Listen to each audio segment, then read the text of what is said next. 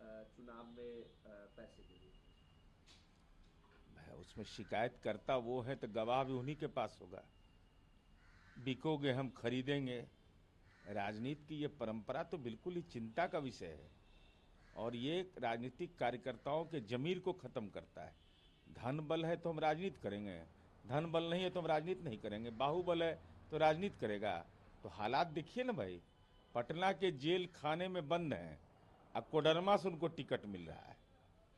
बालू बोलता है, पैसा बोलता है, तो उदाहरण के लिए तो पर्याप्त है। इस देश के अंदर में ऐसे उदाहरण तो मिलते ही रहते हैं। लेकिन विपक्ष आरोप लगाया है कि भ्रष्टाचार का आरोप लगा था तो भागकर भारतीय जनता पार्टी में चले गए थे। अब हम उनका रिज्यूम नहीं देखें, इसलिए हम उस पर कोई औपचारिक प्रतिक्रिया नहीं देंगे। और कांग्रेस पार्टी को बोलने के पहले होमवर्क करना चाहिए। आप किसी पर आरोप केवल लगा देते हैं तो आरोप लगाने से इसकी पुष्टि हो जाएगी, उसके तथ्य और प्रमाण चाहिए। प्रशांत किशोर ने कहा है कि कल मैं एक नाई से मिला था, तो उसने कहा कि मैंने उससे पूछा कि नीतीश और लालू राज में कौन सा राज बेहतर था, तो उसने कहा दोनों ही बेकार थे, क्योंकि एक में गुंडे बंदूक के बल पे पैसा मांगते थे और एक में अधिकारी। नहीं, माननीय प्रशांत किशोर जी का स्वाभाविक रूप से यह नजरिया होगा ना, चूंकि राजनीति का व्यवसाय इनका इस कदर बिहार में फेलियर साबित हुआ कि जैसे आदमी शर्ट पैंट बदलता वैसे उम्मीदवार बदलना पड़ा इनको जगह जगह। इसलिए प्रशांत किशोर जी उपचुनाव में कहीं भूमिका में नहीं है, इनकी भूमिका को सब लोग जान गया है। अभी राजनीति में प्रशांत अभी बहुत किशोर हैं।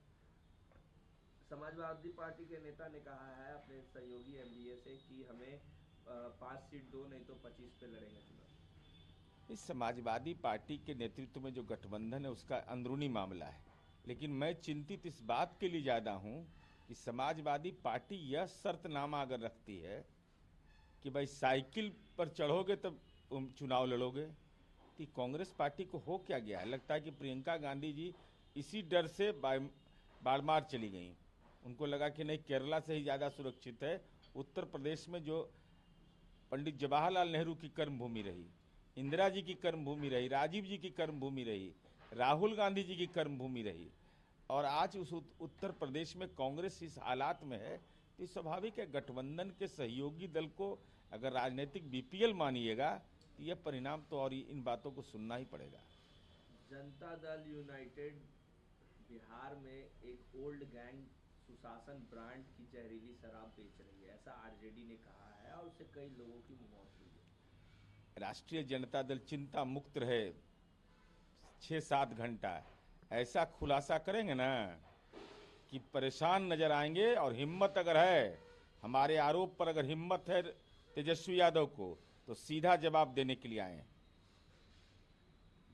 अरविंद केजरीवाल ने कहा है कि बीजेपी को वोट दोगे तो बिजली भी कटेगी और उसमें पैसे भी लगेंगे।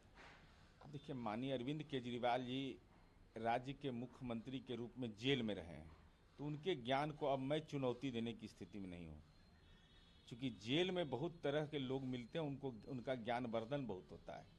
अरे भाई, ये सरकार को जो बिजली उपलब्ध कराती है, बुनियादी सुविधाएं उपलब्ध कराती है वो जनता के टैक्स से, कोई आपके कृपा से नहीं, हमारे कृपा से नहीं, और राज्य सरकार का संकल्प होता है।